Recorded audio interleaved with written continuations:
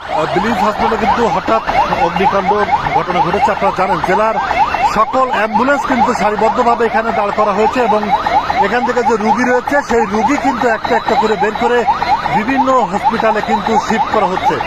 এই যে ভয়াবহ অবস্থা সাতক্ষীরাতে এখন বর্তমানে অবস্থা দেখুন।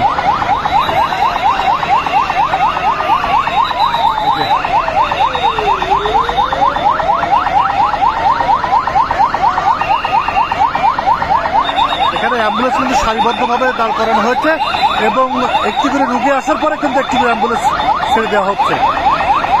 ঘটনাস্থলে কিন্তু ইতিমধ্যে বিজিবি সদস্যরা পৌঁছেছেন।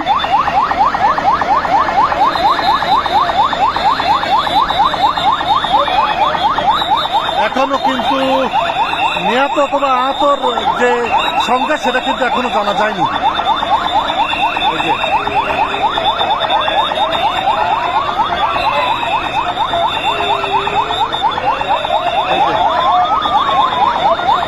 সাতক্ষীরাতে বর্তমান পরিস্থিতি কিন্তু খুবই ভয়াবহ। এই অগ্নিকাণ্ডের যে ঘটনা ঘটেছে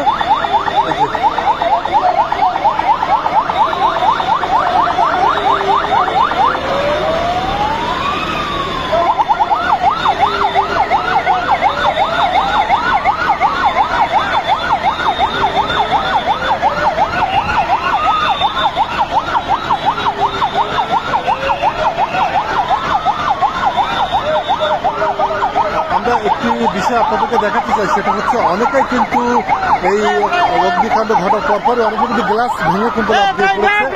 এই যে দেখতে পাচ্ছেন, এই যে